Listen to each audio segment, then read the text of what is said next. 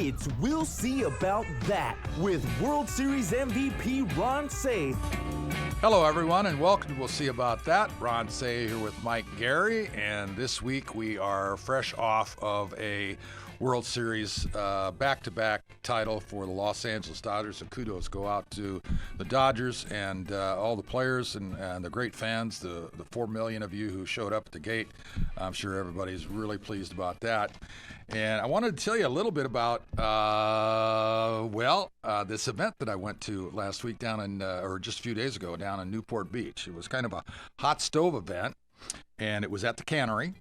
And a great place to go and eat. It's a pretty easy ride, and once you get off that 55 freeway, it's only about another mile or so down the road. So Ron Salisbury is the owner there that hosted the event, and I got to see a couple of my friends who've been podcast guests for this event, Tim Mead and Bobby Valentine, and also ran into the chairman of the the Los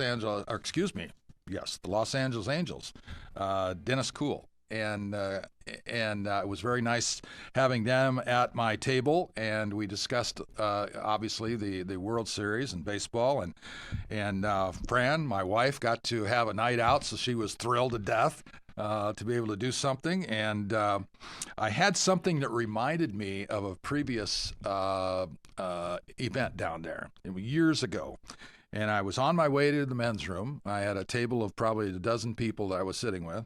And they have a Hall of Fame room right next to the men's room. And I got sidetracked.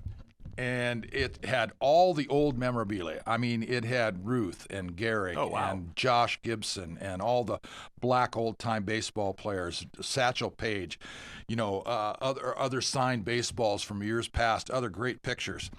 And so I come back and they say, "Oh my God, where have you been?" I said, "What do you mean?" He says, "Well, you were gone for about a half an hour." I said, "Oh my God, I got sidetracked."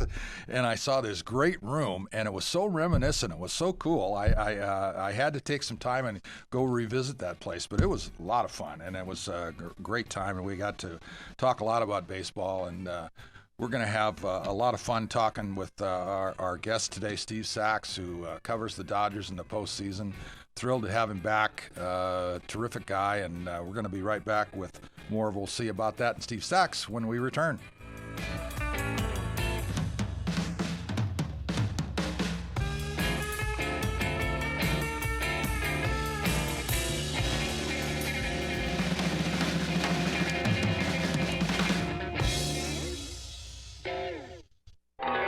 They still call me the Penguin. Okay, we have returned after the break with our special guest, Steve Sax, and Steve will be receiving a beautiful fruit gift basket courtesy of our friends at Melissa's Produce. Melissa's is a proud partner of We'll See About That. Please use my VIP code RONCE when checking out at melissas.com. All right, I have a former teammate, a former Rookie of the Year, world champion, all-star caliber player, born in Sacramento, California, went to James Marshall High School up there in Northern California, playing for the Dodgers, the Yankees, the White Sox, the A's, Rookie of the Year in 1982, five-time All-Star, Silver Slugger Award, and he led the league in stolen bases in 1983. And actually, as a rookie, I think you stole 45 bases, Steve, for us, 1982? Actually, 49. 49. I was in the ballpark. So how are you doing today? You've had a busy last couple of weeks. You have a program called Scam that involved a talk show about the postseason play for the Dodgers. Tell us a little bit about that program. It's great. First of all, Ron, good to be with you today. And I love that when we were teammates and you talked about the year of 82, you were there on the team with me that year. And you broke up the infield. Yes. And, if it wouldn't have been for a veteran based team, you over there, you had Billy Russell on that side that was still there. Garb was at first. You had Dusty, you had Reggie Smith and Rick Monday, all these guys, Yeager behind the plate. And it was kind of ushering in, Mike Scioscia was there. I was coming in, and Mike Marshall was shortly after that. And we had a team that knew how to win. You guys were bigger than life, and you really showed us, what, when, how you do it, how to be professional, how not to panic, and all those things. And it was great to have you guys there because it made it much more easy, a lot easier for us to come in and play. As opposed to going there and just trying to figure it out by not watching people. Watching people is a great way of learning, and that's what we did. Well, we actually we did it a little bit more difficult that first year. We had to go down to the wire the last weekend of the season because we were looking for a repeat as well. And we got knocked off the last day of the season by the Giants up in San Francisco. It was still a terrific year. We would have been in the playoffs regardless because of the wild card. Back then, it was only winners move forward. Yep. But it was a great year for you. It would be the last year that we would play together because that officially did break up the infield. Mm-hmm. And then they were ushering in all the new stars that they had hoped to be. Greg Brock and Mike Marshall and Candy Maldonado, yourself, your brother, Alejandro Pena, so I mean, it was it was a new era of young talent. And it was a great start for you. You understood what it meant to be a Dodger. You learned that going to the World Series is our goal. We want to win every year. We don't want to be just a team that improves on last year, gets out of the cellar, or develops into a contender. No, we've got higher sights for that, and that had to be extremely helpful because you learned how to play the Dodger way and knew and understood what the expectations were.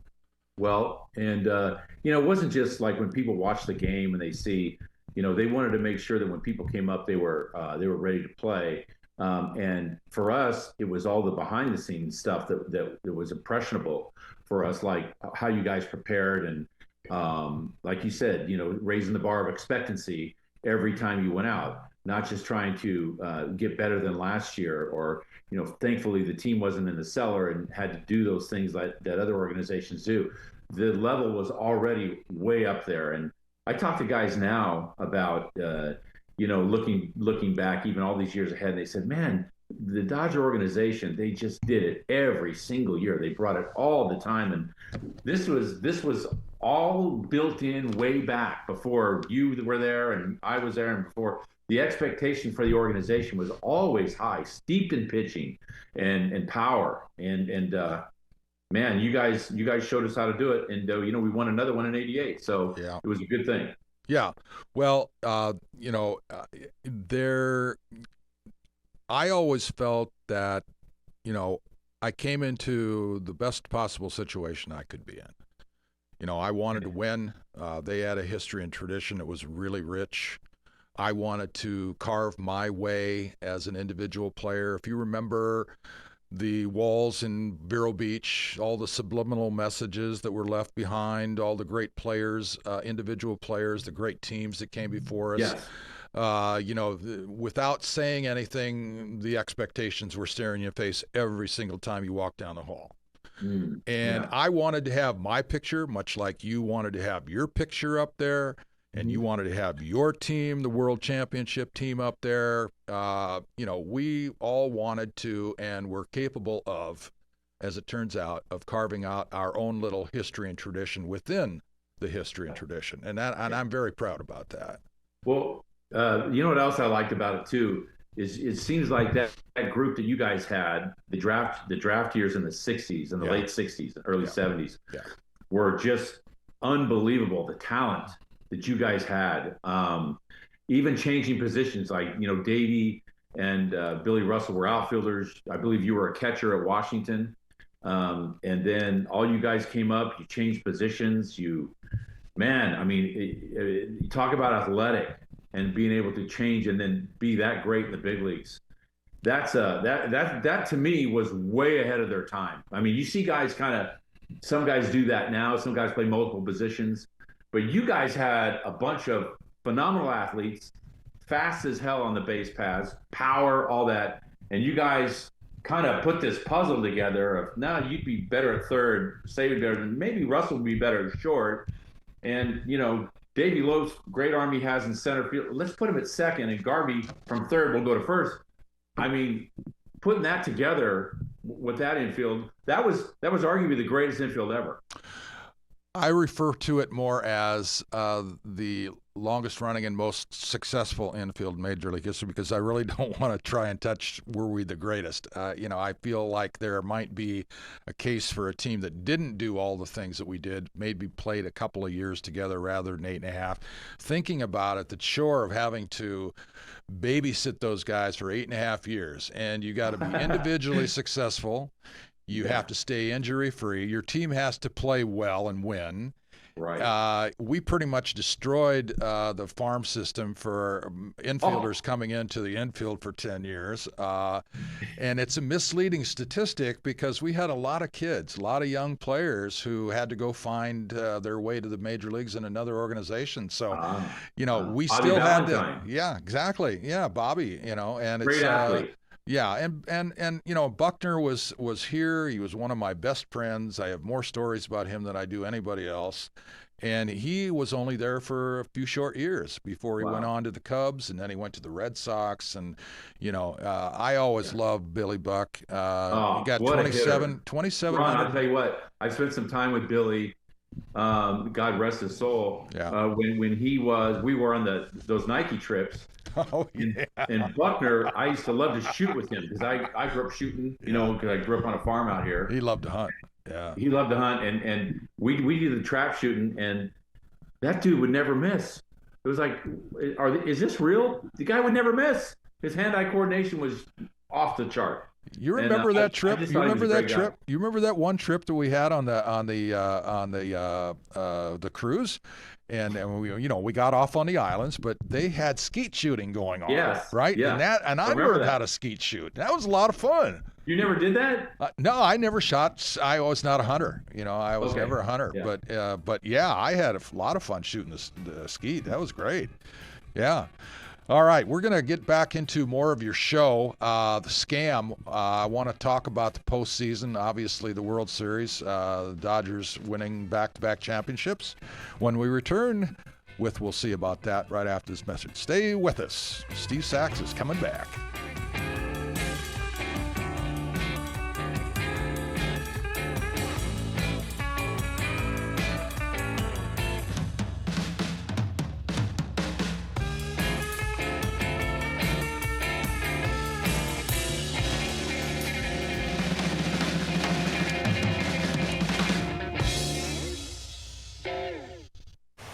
Hello, Ron Save.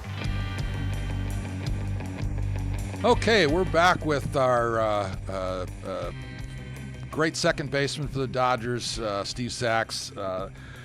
You are doing some broadcasting, and you told me something off the air here a minute ago. You have a young guy up there in Sacramento playing for the A's, guy who hit 4 home runs, probably the Rookie of the Year, Nick Kurtz. Tell us about this scorecard that you have.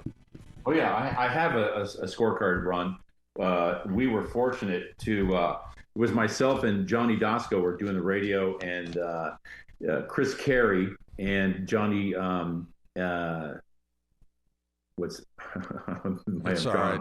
I have a break. We all went into the locker room after he hit the home run. Dallas Braden is the other one. Yeah. We all went into the locker room after the home run. Dallas got us an opportunity to have our scorecards authenticated, and Nick Kurtz signed them. By the way, when he went in there was nobody there because they stripped him down. They took all of his clothes. They took his bat, his helmet, his shoes, his socks, everything, and they sent him all to the Hall of Fame. Chris Carey got his scorecard sent to the Hall of Fame. So there's only 3 of these left, but I have one, and his parents don't know it yet, but I'm gonna have it framed and sent to his parents, and they're gonna love it because this Nick Kurtz is a great kid. He is amazing. He's from Pennsylvania, Western Pennsylvania. They call him the Big Amish, and he's a huge dude, man.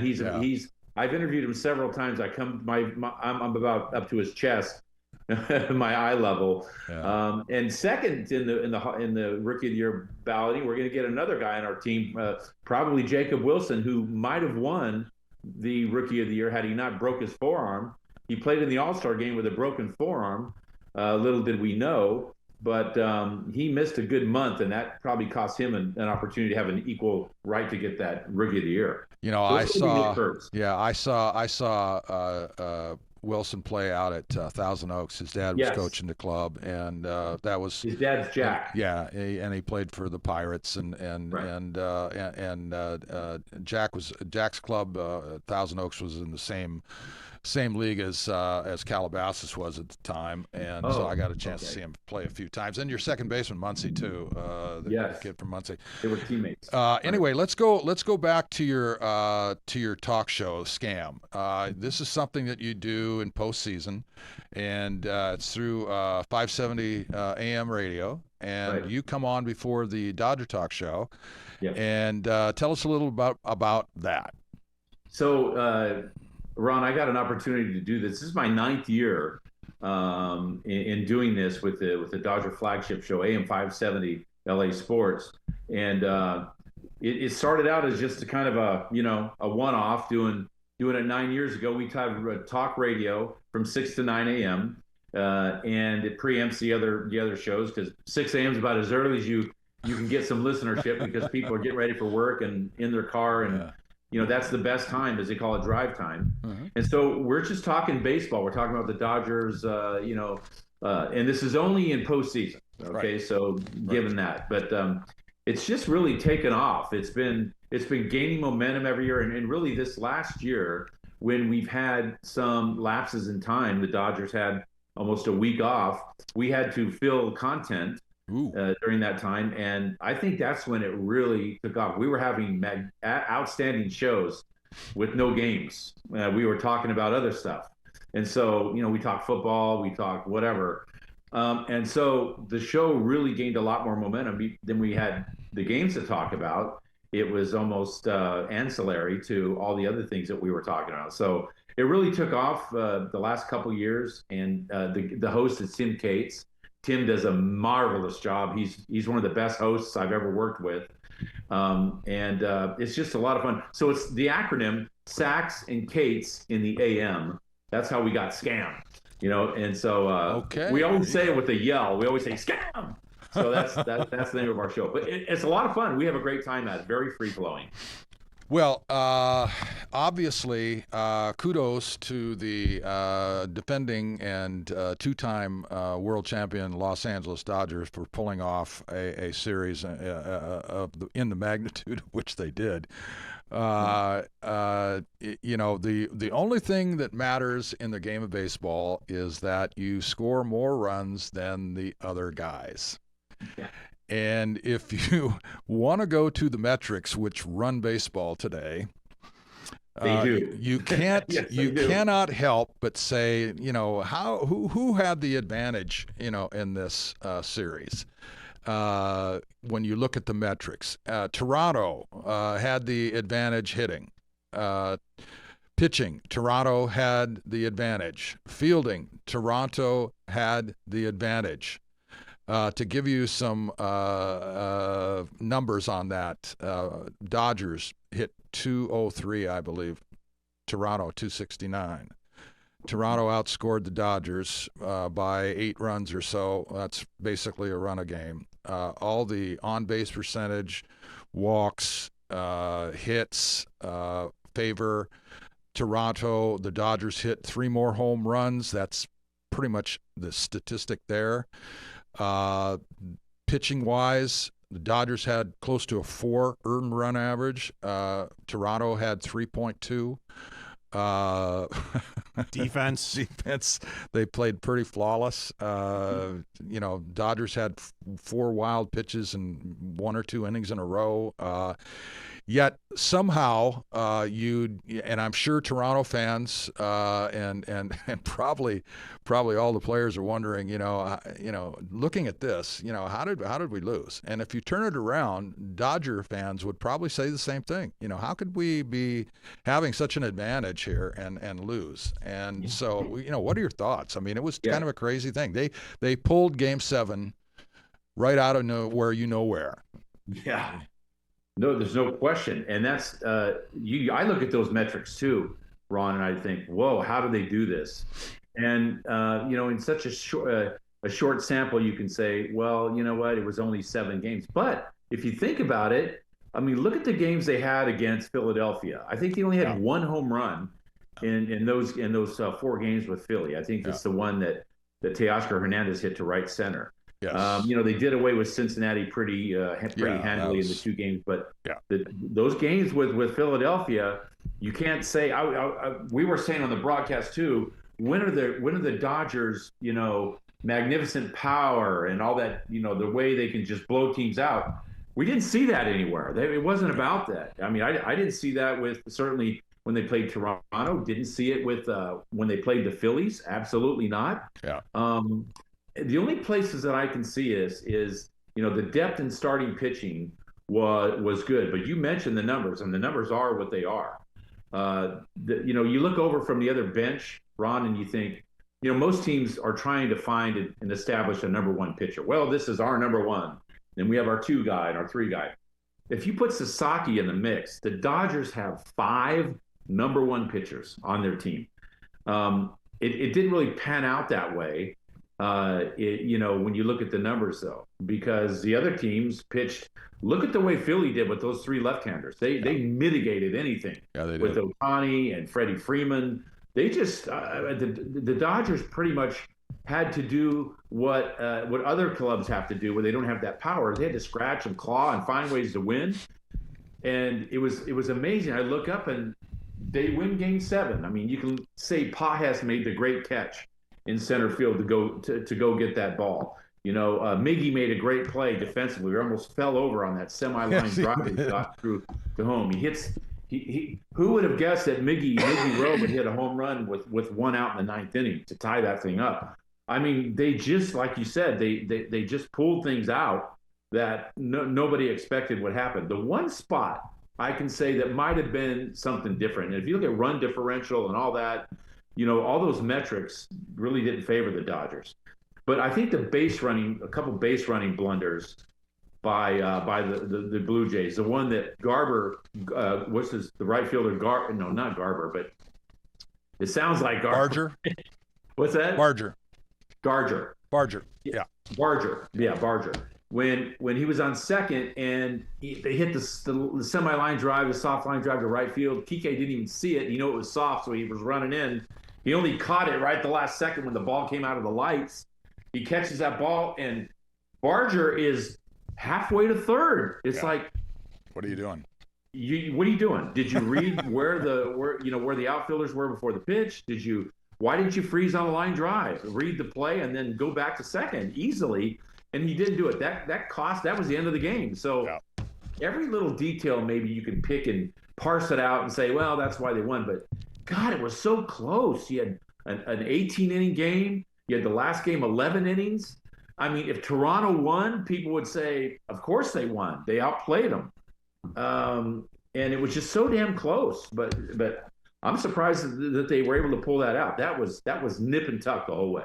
Well, we sometimes use AI to ask, questions, putting our agenda, our clock together.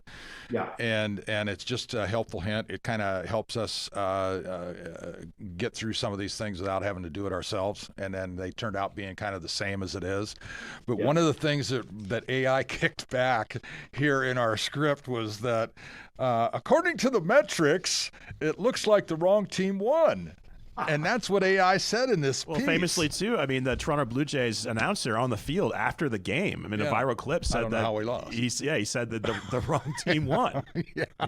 Well, look, I don't want to offend Dodger fans because you did win the World Series and you deserve it because of all the great support that you've given over the years. It's generational support, and you drew 4 million people. So yes, you did deserve a world championship.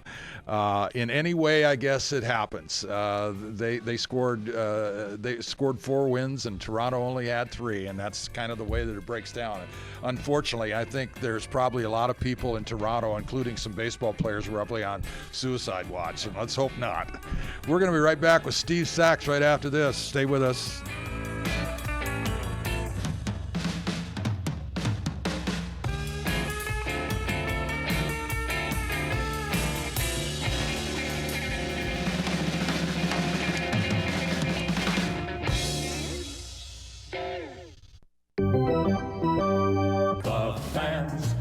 And we are back. We'll see about that with the legend, the champion, the MVP, Mr. Ron Cey. I am Mike Gary, and this week in Dodger history, 1974, right-hander Mike Marshall became the first relief pitcher to win the Cy Young Award. After being the runner-up last season with the Expos, the 31-year-old Dodger Ironman set major league records for relievers with innings pitched 206, game appearances 106, consecutive games 14, and games finished 83.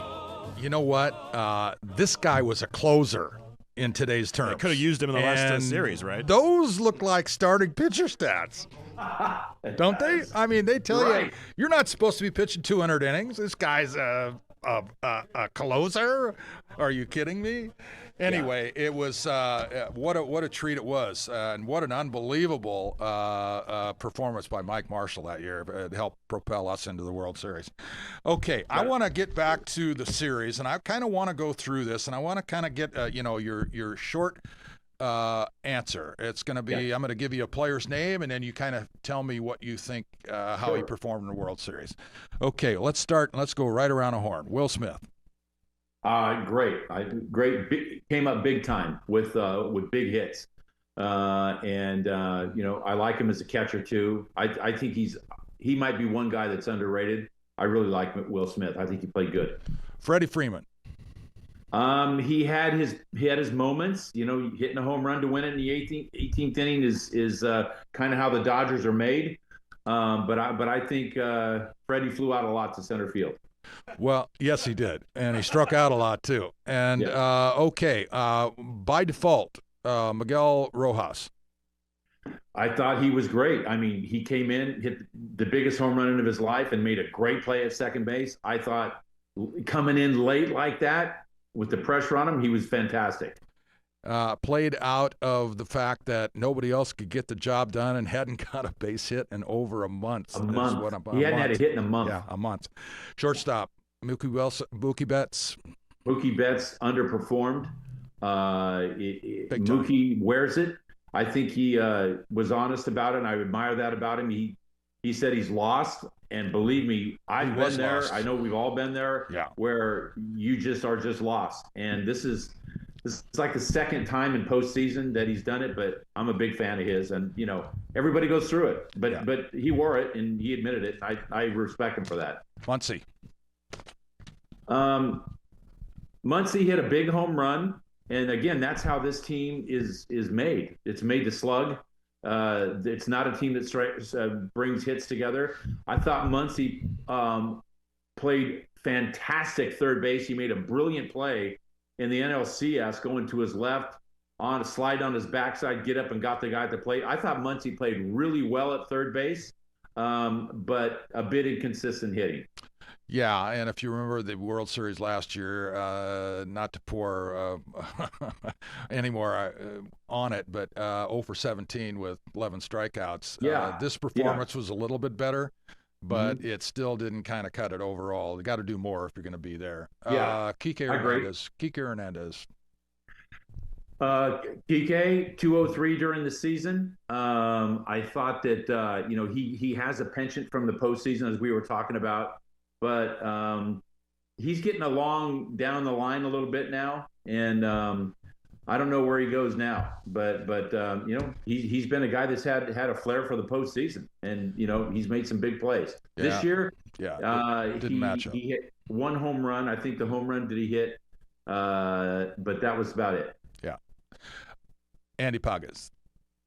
I don't see the Dodgers every day, but what I saw in postseason, he was overmatched, completely overmatched at the plate. For 50. He made a phenomenal play in center field. Kike doesn't catch that ball. Andy Pages saved that game. Yes, he did. But overmatched at the plate right now. Yeah, I thought that he was a major contributor during the course of the regular season. Very difficult to handle the situation of playing every day and not contributing offensively. You got to hit in the postseason. Yeah, did not hit, but he made a he saved the game with that. Yes, he did. No question about that. Tommy Edman. Tommy Edman, I think, was trying to emulate what he did last year. I thought he was trying to hit the ball out of the park all the time. I don't think he's built that way. I'm a huge Tommy Edman fan because he can play everywhere and he's a really good athlete. And I think he's essential to have in the club. I know he had a sore ankle, but playing center field, he did what he could. I just think he's a really good staple on the team. I like him more as a utility player, getting in and out of there. Yeah, he's super not, utility. Yeah, he's not built for every day. No. Teoscar Hernandez. Teoscar, I thought, had another really good year this year. I mean, the guy's a home run hitter. He's middle of the order, run producer. I think they found that they can pitch to him by get ahead of him in, and then sliders away. You can strike him out an awful lot. I don't know how many times he struck out on that same pitch. Yeah, but it was a lot. Yeah. Let's go to Blake Snell. I thought Blake Snell, that game that I saw him pitch where he was just lights out, he went the whole way. That was one of the best games I've ever seen pitched. I think this guy, it can be lights out. His next start didn't have the same stuff, but he battles his way through. I'm a big Blake Snell fan, and I think he's a true number one pitcher. And when he's on like he was that start where he went the whole game, he's unhittable. Yeah, his postseason play in the World Series, however, accumulated 2 losses with an earned run average around 5. So for me, he did not match up in the World Series. Let's go right to the MVP of the series. Phenomenal. You got to go back, I don't know how many years, to where a guy wins 3 games in the World Series. Yamamoto. I mean, what can you say? I mean, I've never seen a split finger fastball, and Ron, I'm doing it. I know you can't see me. A split finger fastball go into a right-handed hitter like a hard sinker from a right-handed pitcher. That the fact that what I heard too. This is what I heard through the grapevine is that on Game 7 he pitches Game 6. He was lights out. Game 7 he goes down to the bullpen and says, "I can pitch today if you need me." He runs down there. His first pitch in the bullpen on Game 7 day to get warm was 97 on the dot. On the outside corner, sinking. This guy's silly, man. He's so good that he's got 4 wipeout pitches. I mean, who has that? This guy is off the chart good, and I don't know if he's hit the ceiling yet because that stuff that he did in the World Series was ridiculous. Yeah, he's got I don't know. He's got more than 4 pitches, I think they said, and he can throw. He can, yeah, too. I mean, there's no way to try and work along with this guy, thinking wise. How do you prepare for that? Well, I mean, you know what? I don't know. I wouldn't. I don't know of anybody who had 6 pitches that you kind of had to protect against. And during the count and everything else, I mean, how's he going to sequence you? I don't know if he. I didn't like to try to think along with pitchers anyway. I mean, you're always guessing. If you're guessing, I'm in trouble. If I'm him. Yeah. Let's go to Glasnow pitched well. Yes. I thought he did. I thought he did his job. We should probably go to. Well, let's just bypass the bullpen. Okay, yeah. Pretty much like they did in the World Series. They were able to have starts enough that were well enough, with the exception of the 18-inning game. Yeah. And they did not expose the bullpen like they did in earlier playoff sessions. And I think it was very fortunate because I think they underperformed, and I would like to just, let's give them the credit they're due. They did their job in that one game, but the rest of it is really sketchy. I don't think you'll disagree with me on that one. No. And let's go to Ohtani. Give me your thoughts on Ohtani hitting and pitching. Okay. Well, I mean, hitting. I mean, this guy gets on base 9 times in a row in the one game. That's off the chart. Okay. You look at his World Series was really good. His NLCS and the divisional game, not so much. I mean, he didn't do too much then. No. And the large part was because those lefties from Philadelphia just shut him down. And there's a great example. If you have, left on left and guys that can really pitch, like they can shut anybody down. And they did. They really handed it to him. Ohtani didn't have a clue with those guys. But come World Series time, he showed up. And that's great. Pitching wise, I thought he was a little off pitching. He didn't really have his command. and that's why he was struggling. He didn't have the momentum to carry him through, and that's why he had such a short stint in that one game. But no, I'm a big Ohtani fan. I mean, who isn't? This guy's doing stuff that we may not see for another 50 or 100 years. That's how good Ohtani is. Well, I totally agree with you. When he does the double deal, he is the best player in the game. Yes. He gets a double WAR. He gets double everything. You look at what he did over in Anaheim before he came over here, and when he was pitching more regularly, won 15 games, and that kind of solidified him as the modern-day Babe Ruth. And then, of course, this year was kind of a short stint on the way back pitching-wise. I thought that the one game that he had that everybody talks about in the NLCS, I believe, where he throws 6 innings, a shutout, hits three home runs, and it's like, have we ever seen a greater combined game? Probably not in my time. And then he follows it up with that ridiculous World Series game where he's on base 9 times in a row, 4 intentional walks. And yes, they say, well, isn't that ruining baseball? My favorite player doesn't get to hit. If you remember a guy named Barry Bonds, Barry Bonds walked 232 times one year. 126 of those were intentional, and he still hit 49 home runs or something. I mean, you're not. You have an opportunity to see the greatest player probably that we're going to see, and as long as he's pitching, he's doubly qualified. And then there's another guy that had an unbelievable year in Seattle by the name of Cal Raleigh. Yes. And then you had Aaron Judge. And, those 3 players were just phenomenal this year, and I'm glad that baseball could have that. I think it was great for the game itself. The Toronto Blue Jays, had probably 5 players that performed really, really good. And that would be Ernie Clement, set a new postseason record for hits. 30. Springer performed. Kirk performed. Barger hit 480 with a grand slam. Bichette came back, and they played very well. Certainly, I think they're a team that's going to be back. It's finally good that Toronto showed up this year. Yes. I always felt like they were kind of underperformers, but Vladimir Guerrero had another great postseason here, 8 home runs. So I think all looks well for Toronto. I do believe there's an opportunity for you to come back, and of course, there's always the opportunity that the Dodgers can come back. So I want to thank you so much, Steve, for being a part of this. Great intellect on your take for the series and the playoffs. Hope you do well. Great talking with you again, and thanks for being with us. Thank you, Ron. What a great podcast. I appreciate it. And Mike, your producer, you guys do a great job, and I appreciate you having me on. Thank you. All right, there you have it, Steve Sachs. We'll be right back. We'll see about that right after this message. Hey, Ron. How you doing? And we are back. We'll see about that with the legend champion MVP, Mr. Ron Cey. I am Mike Gary, and as always, make sure to check out Ron's fantastic website, theronceyshow.com, where you can find all of our podcasts, podcast guest list, episode list, access to his fantastic book, Penguin Power. It's a great read. Makes a great Christmas gift for all those people out there. And also follow Ron on Instagram, The Real Ron Cey, and also he's available for special requests on Cameo.